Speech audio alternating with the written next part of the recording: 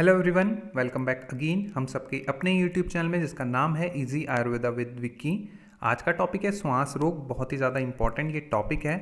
आज हम श्वास रोग में सबसे पहले व्याधि परिचय देखेंगे, उसके बाद निदान देखेंगे, फिर पूर्व रूप बहुत ही ज़्यादा इंपॉर्टेंट है। पूर्व रूप का श्लोक भी हम याद करने वाले हैं एक निमोनिक के साथ। उसके बाद हम देखने वाले हैं संप्राप्ति, फिर देखने वाले हैं हम भेद। बहुत ही ज़्यादा इंपॉर्टेंट है। क्यों? कभी कभार श्वास रोग का 20 मार्क्स का क्वेश्चन आ जाता है। अगर 20 मार्क्स का क्वेश्चन नहीं आता है तो भेद से कभी कभार आपसे शॉर्ट नोट्स पूछ लिया जाता है। उसके बाद हम देखेंगे लक्षण, फिर देखेंगे हम साध्य साध्यता, और उसके बाद देखेंगे हम चिकित्सा। बहुत ही ज़्यादा इंपॉर्टेंट है। चिकित्सा के कुछ श्लोक भी हम आज याद करने वाले हैं, कुछ निमोनिक्स और कोडिंग के साथ। तो उसके लिए वीडियो को आप एंड तक जरूर देखें। तो आइए स्टार्ट करते हैं। स्टार्ट करने से पहले एक रिक्वेस्ट है कि जिसने भी अभी तक चैनल को सब्सक्राइब नहीं किया है वो प्लीज़ सब्सक्राइब कर ले, और अगर आपको वीडियो अच्छा लगे तो प्लीज़ इसको लाइक कीजिए। व्याधि परिचय।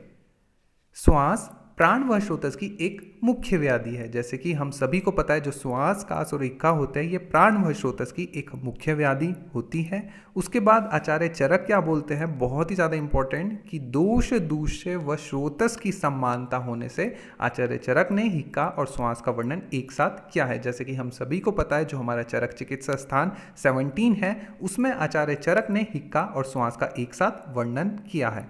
उसके बाद जो आता है बहुत ही ज़्यादा इंपॉर्टेंट, ये कोटेशन आप सभी को याद होनी चाहिए। बहुत ही ज़्यादा इंपॉर्टेंट ये कोटेशन बनती है। क्या बोला गया है कि श्वास रोग को पित्त स्थान समुद्भव कहा है, अर्थात पित्त स्थान यानी आमाशय से इसकी उत्पत्ति होती है। जैसे कि हम सभी को पता है, जो श्वास रोग है इसमें हमारा जो है वात और कफ, ये दो दोष हमारे पाए जाते हैं, और इन दो से उत्पन्न होता है हमारा श्वास रोग। और पित्त स्थान समुद्भव, और कहाँ से? पित्त स्थान यानी आमाशय से हमारा श्वास रोग उत्पन्न होता है। तो बहुत ही ज़्यादा इंपॉर्टेंट है पित्त स्थान समुद्भव। उसके बाद क्या बोला गया है आचार्य चरक ने? आचार्य चरक इसे गंभीर व प्राणहर रोग मानते हैं। वह अधिकांश प्राणियों में यह मृत्यु के समय अवश्य मिलता है। ठीक है, बहुत ही ज़्यादा इंपॉर्टेंट। आचार्य चरक ने जो श्वास रोग को गंभीर और प्राणहर माना है। अगर हम इसे मॉडर्न से कोरिलेट करें तो हम इसे अस्थमा से कोरिलेट कर सकते हैं। तो ये था हमारा व्याधि परिचय। अब हम चलते हैं आगे निदान की ओर। जैसे कि हम सभी को पता है कि जो श्वास है इसमें कौन से दोष प्रधान रहता है? कफ और वात। तो वही यहाँ पर बोला गया है कि श्वास रोग में मुख्यतः वात एवं कफ की विकृति से उत्पन्न होता है। जो हमारा श्वास रोग है वो हमारा वात और कफ की विकृति से उत्पन्न होता है। अतः वात एवं कफ प्रकोपक जो भी कारण होता है वो श्वास रोग के सामान्य कारण बन जाते हैं। आइए कुछ देख लेते हैं। सबसे पहले वात प्रकोपक निदान में क्या बोला गया है, जो कुछ इंपॉर्टेंट है वो मैंने यहाँ पर लिख दिया है, आप चाहे तो और भी लिख सकते हैं। धूल एवं धुएं से युक्त वायु का सेवन। ठीक है। उसके बाद अति व्यायाम, अति मैथुन, दौर्बल्य आदि ये हमारे कुछ वात प्रकोपक निदान बन जाते हैं श्वास के। उसके बाद क्या बोला गया है कि कफ प्रकोपक निदान। जो हमारे कफ प्रकोप निदान क्या बोला गया है कि दिवा स्वाप अर्थात दिन में सोना, शीत स्थान निवास, शीत स्थान पे निवास करना, शीतल जल स्नान, ठंडे पानी से नहाना, और गुरु भोजन, जल्ले मांस और दही का अधिक सेवन करना, ये हमारे कुछ कफ प्रकोपक निदान बन जाते हैं श्वास के। और भी कुछ हमारे अन्य जो निदान है वो कौन कौन से होते हैं, आइए देखते हैं। कंठ एवं उर्ह प्रदेश में आघात। ठीक है, आघात लगने से, पांडु, अतिसार, छर्दी, प्रतिशाय आदि। तो ये सारे भी हमारे निदान श्वास रोग के बन जाते हैं। तो ये थे निदान, बहुत ही ज़्यादा इंपॉर्टेंट है, आप इन्हें याद करिएगा। अब हम चलते हैं आगे पूर्व रूप की। और पूर्व रूप में आप सभी को एक श्लोक याद करना है, बहुत ही ज़्यादा इंपॉर्टेंट और मैंडेटरी श्लोक है। आइए देखते हैं क्या बोलता है वो श्लोक। क्या बोला गया है कि अनाहा पार्श्वशूल च पीडनम हृदय से च। ठीक है, अब पहले ये छोटी लाइन देखते हैं कि अनाहा पार्श्वशूल च पीडनम हृदय से च। फिर क्या बोला गया है कि प्राणस्य च विलोमत्वम श्वासानाम पूर्व लक्षणम। ये हमारा चरक चिकित्सा स्थान 17/20 का श्लोक है। बहुत ही ज़्यादा इंपॉर्टेंट श्लोक है। आइए समझते हैं क्या बोलता है ये श्लोक। देखिए, जब भी हम श्लोक को याद करेंगे इसे हम 3 पार्ट में याद करेंगे। पहले 2 वर्ड, फिर 2 वर्ड, उसके बाद फिर सेकंड लाइन के पहले 2 वर्ड। ठीक है, तो देखिएगा अनाहा और पार्श्वशूल। जैसे भी जब भी हम कोई श्लोक याद करते हैं, अगर आपको श्लोक याद नहीं होता है तो उसको किसी चीज़ से कोरिलेट करने की सोचिए। अब यहाँ पर मैंने किससे कोरिलेट करा है? APH यानी एंटीपार्टम हेमरेज। जैसे कि प्रसूति का हमारा टॉपिक है APH, तो देखिएगा A से क्या बन जाता है? अनाहा, P से बन जाता है पार्श्वशूल च। ब्रेक दीजिए। उसके बाद पी से ही स्टार्ट करना है, पीडनम हृदय से, मतलब हृदय में पीड़ा होना, च। ठीक है, दूसरा पार्ट हमारा खत्म। फिर नेक्स्ट लाइन में क्या बोला गया है कि प्राणस्य च विलोमत्वम, अर्थात प्राणवायु का विलोम हो जाना, श्वासानाम पूर्व लक्षणम, ये हमारे श्वास के पूर्व लक्षण बन जाते हैं। बहुत ही ज्यादा इंपॉर्टेंट श्लोक, आपको ये याद करना होगा, बहुत ही मैंडेटरी श्लोक है। ठीक है, तो अनाहा मतलब डिस्टेंशन ऑफ एब्डोमेन। ठीक है, उसके बाद पार्श्व शूल आप सभी को पता है। फिर पीडनम हृदय से मतलब हृदय में पीड़ा होना, और प्राणवायु का विलोम हो जाना। बहुत ही ज्यादा इंपॉर्टेंट ये श्लोक है। आई रिपीट, अनाहा पार्श्व शूल च पीडनम हृदय से च प्राणस्य च विलोमत्वम श्वासानाम पूर्व लक्षणम। ठीक है, बहुत ही ज्यादा इंपॉर्टेंट, एपीएच से कोरिलेट करें, आराम से आपको ये याद हो जाएगा। ठीक है, तो आइए चलते हैं अब आगे। संप्राप्ति, बहुत ही ज्यादा इंपॉर्टेंट यहां पर संप्राप्ति बनती है, आइए देखते हैं। आचार्यों ने श्वास रोग की संप्राप्ति हिक्का रोग के समान ही बताई है, परंतु श्वास रोग की पृथक से विशिष्ट संप्राप्ति का उल्लेख किया है। ठीक है, आइए देखते हैं क्या बोला गया है कि जब कफ के साथ प्रकुपित हुई वायु प्राण, अन्न, उदक वह स्रोतस को रोककर तथा कफ द्वारा स्वयं रुकी हुई वायु शरीर में फैलकर विभिन्न स्रोतस में गमन करती है, तब श्वास रोग की उत्पत्ति होती है। आई रिपीट, क्या बोला गया है कि जब कफ के साथ प्रकुपित हुई वायु प्राण, अन्न और उदक व स्रोतस को रोककर तथा कफ द्वारा स्वयं रुकी हुई वायु शरीर में फैलकर विभिन्न स्रोतस में गमन करती है, तब श्वास रोग की उत्पत्ति होती है। तो ये छोटी सी संप्राप्ति है, आप सभी को ये संप्राप्ति भी याद होनी चाहिए। अब चलते हैं आगे भेद की ओर। भेद बहुत ही ज़्यादा इंपॉर्टेंट है और इसकी निमोनिक है, बहुत ही इंपॉर्टेंट वो निमोनिक है, क्योंकि हम हमेशा भेद में कंफ्यूज होते हैं। तो आइए क्या वो निमोनिक है, आप सभी को ये याद करना है कि मस्ट सी। ठीक है, MUST मस्ट सी। आइए से डिकोड करते हैं। M से हमारा बन जाता है महाश्वास, U से बन जाता है ऊर्ध्व श्वास, S से बन जाता है क्षुद्र श्वास, T से बन जाता है तमक श्वास। बहुत ही ज्यादा इंपॉर्टेंट, जो मैं आपको बोल रहा था कि शॉर्ट नोट्स कभी कभार पूछ लिया जाता है, वो यहां से तमक श्वास से बहुत बार पूछा जाता है। ठीक है, उसके बाद C से बन जाता है छिन। ठीक है, तो आप इसी निमोनिक से पढ़िए, आप कभी कंफ्यूज नहीं होंगे। तो आइए ठीक है देखते हैं, मस्ट सी महाश्वास, ऊर्ध्व श्वास, क्षुद्र श्वास, तमक श्वास और छिन श्वास। अब हम इनमें हमारे दोष प्रधान देख लेते। तो जो पहले के तीन है, ठीक है, मतलब महाश्वास, ऊर्ध्व श्वास और क्षुद्र श्वास, इसमें हमारे वात प्रधान होता है। उसके बाद तमक श्वास में हमारा कफ प्रधान होता है। आप कैसे याद करेंगे, देखो टी से तमक, देखो तमक के अंदर ही पता चल रहा है कि उसमें कौन सा दोष प्रधान है। टी से तमक, म से कोई दोष नहीं होता है, और क से कफ। ठीक है, तो तमक के अंदर कौन सा दोष प्रधान होगा, कफ दोष। ठीक है, त म क, त से तमक, म से कोई दोष होता नहीं है, और क से कफ। ठीक है, तो आप ऐसे याद कर सकते हैं कि तमक में कौन सा दोष प्रधान होता है। उसके बाद छिन श्वास, तो छिन में हमारा दोनों मतलब वात और कफ हमें देखने के लिए मिलेंगे। तो ये थे हमारे भेद। अब हम चलते हैं लक्षण की ओर। लक्षण भी हम भेद के अनुसार ही लिखेंगे। सबसे पहले महाश्वास के लक्षण देखेंगे, उसके बाद ऊर्ध्व, उसके बाद क्षुद्र श्वास के, फिर तमक श्वास के, और लास्ट में हम छिन श्वास के लक्षण देखेंगे। तो सबसे पहले हम महाश्वास के लक्षण देखते हैं।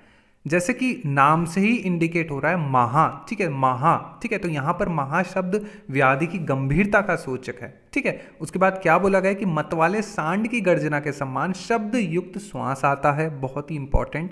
ठीक है, श्वास की ध्वनि दूर से ही सुनाई देती है।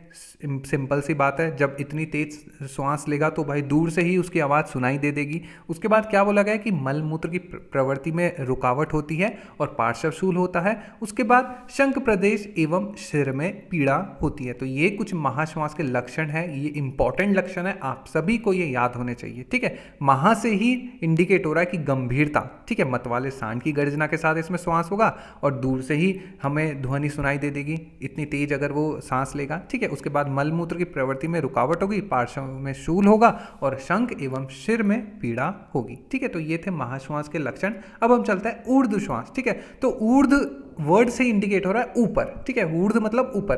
तो इसमें क्या होता है कि रोगी की दृष्टि ऊपर की ओर ही अटक जाती है। ठीक है, तो वर्ड में ही जाना है, वर्ड में ही सब कुछ छुपा हुआ रहता है। ठीक है, तो ऊर्ध्व श्वास, इसमें क्या होता है कि रोगी की दृष्टि जो है वो ऊपर ही अटक जाती है और जो रोगी है वो ऊपर की ओर श्वास देर तक छोड़ता है। ठीक है, बहुत ही इंपॉर्टेंट लक्षण है कि उसकी दृष्टि ऊपर की ओर अटक जाती है और वो ऊपर की ओर करके जो श्वास है उसे देर तक छोड़ता है। ठीक है, बेचैनी के साथ मुख सूख जाता है, ठीक है, क्योंकि वो देर तक जब श्वास छोड़ेगा तो कोरिलेट करना सीखे, ठीक है, जब वो देर तक श्वास छोड़ेगा तो उसका मुख भी बार बार सूखेगा, और एक इंपॉर्टेंट लक्षण बार बार उसे मूर्छा होगी, ठीक है, बार बार मूर्छा उसे आ सकती है। तो ये थे महाश्वास और ऊर्ध्व श्वास के लक्षण। अब हम चलते हैं आगे, हमारा शुद्ध श्वास, ठीक है। तो शुद्ध श्वास बहुत ही इंपॉर्टेंट साध्य है, श्वास है ये, ठीक है। तो क्या बोला गया है इसमें कि रूक्ष्म आहार विहार के सेवन से, अति श्रम से और अति भोजन से अल्प प्रकुपित वायु श्वास पथ की ओर बढ़कर शुद्ध श्वास को उत्पन्न करती है। हम आगे पढ़ेंगे साध्य साध्यता में कि शुद्ध श्वास वहां पर साध्य होता है। तो इसमें क्या होता है कि अल्प, ठीक है, इसमें अल्प प्रकुपित होती है हमारी वायु। शुद्ध श्वास में अन्य श्वास की तरह कोई भी लक्षण और शारीरिक कष्ट हमें नहीं देखने के लिए मिलता है, और थोड़े ही विश्राम या थोड़े ही आराम के बाद श्वास का वेग शांत हो जाता है। हम आगे भी इसे देखने वाले हैं। अब आता है बहुत ही इंपॉर्टेंट तमक श्वास, वेरी वेरी वेरी इंपॉर्टेंट तमक श्वास। देखिए, तमक श्वास को हम एक कहानी के फॉर्म में याद करेंगे, जो उसके लक्षण है उसको एक कहानी के फॉर्म में याद करेंगे। आइए सुनते हैं वो कहानी। तो क्या बोला गया है कि प्राणवश स्रोतस में जमे हुए कफ को निकालने के लिए बार बार कास का वेग होता है। तो एक पेशेंट है, आप उसे जस्ट इमेजिन कीजिए कि उसके प्राणवश स्रोतस में जो जमे हुआ कफ है और उसको निकालने के लिए वो बार बार कास या खांसी करता है, ठीक है। उसके बाद क्या बोला गया है कि कास के साथ कफ निकल जाने से रोगी को लाभ मिलता है। अब जब वो खांस रहा है तो उसका जो कफ है वो बाहर निकल गया, तो उससे लाभ मिल गया। और खांसते खांसते कभी कभार ऐसा होता है कि जब वो बहुत ही ज़्यादा खांसता है तो खांसते खांसते वह मूर्छित हो जाता है, ठीक है। और अगर वो ज़्यादा खांसेगा तो क्या बोला गया है कि बार बार कास से रोगी को स्वरभेद भी हो जाता है, अब मतलब उसकी आवाज़ बैठ जाती है। उसके बाद क्या बोला गया है कि रोगी के लेटने पर तकलीफ बढ़ जाती है, ठीक है। अगर वो पेशेंट जो है वो अगर लेटता है तो उसकी जो तकलीफ है वो बढ़ जाती है। क्यों? क्योंकि जो वायु है उसकी प्रतिलोम गति हो जाती है, क्योंकि प्रतिलोम हुई वायु और पार्श्व में रुक जाती है, ठीक है। रुक जाने के कारण उसे क्या होता है, तकलीफ होती है। उसके बाद तो तकलीफ होगी बैठने पर, तो आराम कहाँ मिलेगा, बैठने पर, ठीक है। तो क्या बोला गया है, आई रिपीट, सबसे पहले कोरिलेट करना सीखिए। कोरिलेट करते हैं हम, पहले एक पेशेंट है उसको इमेजिन कीजिए। तो क्या बोला गया है कि प्राणवश स्रोतस में जमे हुए कफ को निकालने के लिए बार बार कास का वेग होता है, डन, पहला पॉइंट। दूसरा गेम क्या है कि कास के साथ जब कफ निकल जाता है तो रोगी को लाभ मिलता है, दूसरा गेम खत्म, ठीक है। और कभी कभार ऐसा होता है कि वो ज़्यादा खांसता है तो वो मूर्छित भी हो जाता है, तीसरा गेम खत्म। उसके बाद क्या बोला गया है कि बार बार कास के वेग से रोगी को स्वर भेद हो जाता है, उसकी आवाज़ बैठ जाती है, खत्म गेम। उसके बाद क्या बोला गया है कि जब रोगी है जब वो लेटता है तब उसकी तकलीफ बढ़ जाती है, और अगर वो लेटेगा तो उसकी तकलीफ बढ़ेगी, तो आराम कहाँ मिलेगा, उसे बैठने पर, ठीक है। तो ऐसे करके आप इसके सारे लक्षण याद कर सकते हैं एक कहानी के फॉर्म में, ठीक है। आप इसके लक्षण याद कर सकते हैं, बहुत ही ज़्यादा इंपॉर्टेंट है, 5 मार्क्स में यहाँ से क्वेश्चन जरूर बनता है। तो आगे हम चलते हैं। अब क्या बोला गया है कि रोगी को उष्ण सेक तथा उष्ण पदार्थों के सेवन से आराम मिलता है, ठीक है। जब रोगी कोई भी उष्ण सेक लेता है या उष्ण पदार्थों का सेवन करता है तो उसे वहां पर आराम मिलता है। और रोगी को जो रोगी है वो अत्यंत दुर्बल हो जाता है। तो हाँ भाई, सिंपल सी बात है, जब वो बार बार खांसेगा तो दुर्बल तो हो ही जाएगा। तो ऐसे इस फॉर्म में आप तमक श्वास के जो है लक्षण याद कर सकते हैं। उसके बाद आता है तमक श्वास के भेद, बहुत ही ज्यादा इंपॉर्टेंट। तो तमक श्वास के 2 भेद होते हैं, कौन कौन से, प्रतमक और संतमक, ठीक है। तो प्रतमक के लिए आपको याद करना है पजामा, ठीक है। प से प्रतमक और प से पजामा। आइए, क्यों मैं ये निमोनिक बोल रहा हूं, आइए से डिकोड करते हैं।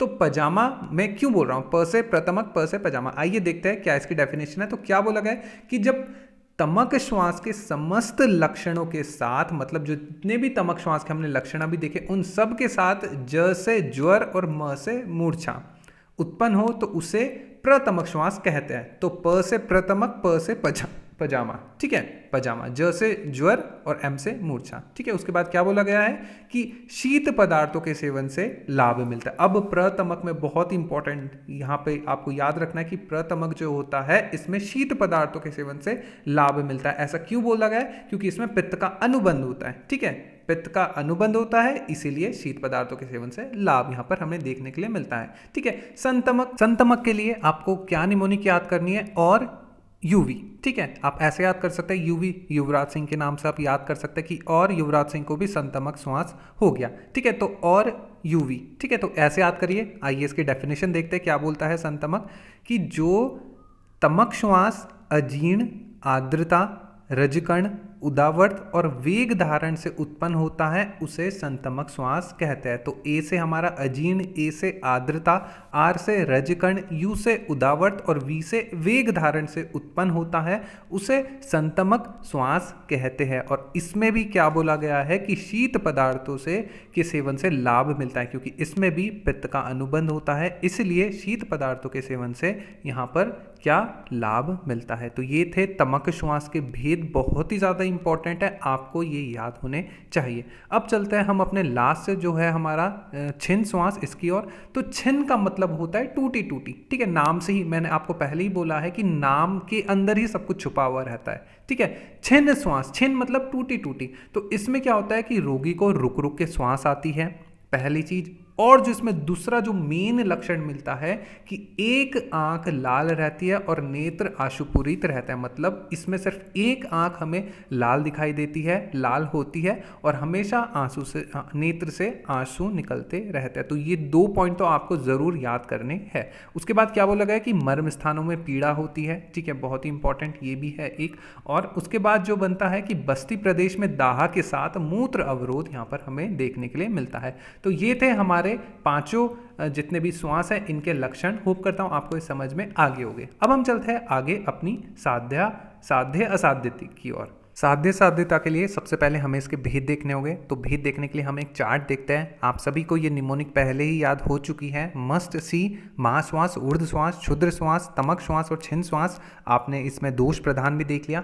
उसके बाद इसकी साध्य साध्यता में क्या बोला गया है कि जो पहले के 2 और लास्ट का 1 है, यानी महाश्वास और ऊर्ध्व श्वास और लास्ट का सी यानी छिन्न श्वास, ये तो होते हैं हमारे असाध्य। उसके बाद तमक श्वास के लिए बोला गया है कि ये अगर नवीन होगा तो ये साध्य होगा, और अगर ये जीर्ण होगा तो ये कृश साध्य होगा। तो तमक श्वास याद रखेगा कि जो नवीन होता है वो साध्य होता है और जीर्ण होता है वो कृश साध्य होता है, इसलिए मैंने ब्राउन में लिखा। और क्षुद्र श्वास जो बीच वाला है, ठीक है, जो 3rd नंबर का यानी बीच वाला है, वो कौन सा होगा? साध्य। यानी क्षुद्र श्वास जो होता है हमारा वो साध्य होता है। जो ऊपर के 2 और नीचे का 1 जो मैंने रेड में लिखा है वो असाध्य, फिर बीच वाला साध्य, और तमक श्वास ये हमारा साध्य, और कृश साध्य डिपेंड करता है कि नवीन कंडीशन है या जीर्ण कंडीशन है। तो ये थी हमारी बहुत ही इंपॉर्टेंट साध्य साध्यता। अब चलते हैं हम आगे बहुत ही इंपॉर्टेंट चिकित्सा की ओर। आप सभी को पता है कि किसी भी व्याधि की जो प्रथम चिकित्सा होती है वो होती है निदान परिवर्जन। तो इसमें भी हम निदान परिवर्जन हमारी प्रथम चिकित्सा आएगी। उसके बाद very very very very very important श्लोक, सभी स्टूडेंट के लिए मैंडेटरी श्लोक है, सभी स्टूडेंट्स को ये श्लोक याद होना चाहिए, क्योंकि ये श्लोक आप 2 व्याधि में यूज कर सकते हैं, हिक्का और श्वास, ठीक है। तो आइए देखते हैं क्या बोलता है ये श्लोक। हिक्का श्वास अर्दितम स्निग्धे राधो स्वेदो उपाचरेत आक्तम लवण तेलेन नाड़ी प्रस्तर संकरे चरक चिकित्सा स्थान 17/71 का श्लोक है। बहुत ही मैंडेटरी श्लोक आप सभी के लिए। आइए क्या बोलते हैं, क्या कहता है ये श्लोक। क्या बोला गया है कि हिक्का और श्वास के रोगी को सर्वप्रथम, अब यहाँ पर जो हिक्का श्वास अर्दितम वर्ड आया है वो रोगी के लिए आया है, मतलब हिक्का और श्वास के रोगी को हमें सर्वप्रथम लवण या सैंधव लवण और तैल से हमें वंश प्रदेश पर मर्दन करना है, और स्निग्ध द्रव्य से युक्त नाड़ी प्रस्तर संकरे स्वेदन का हम यहाँ पर प्रयोग हमें करना है, ठीक है। तो स्नेहन के लिए लवण तेल और स्वेदन के लिए नाड़ी प्रस्तर संकरे, ठीक है। तो आई रिपीट श्लोक, हिक्का श्वास अर्दितम स्निग्धे राधो स्वेदो उपाचरेत आक्तम लवण तैलेन, और स्वेदन किससे कराएंगे? नाड़ी प्रस्तर संकरे, खत्म, ठीक है। बहुत ही इंपॉर्टेंट श्लोक है, सभी को ये श्लोक याद होना चाहिए। आइए अब चलते हैं आगे।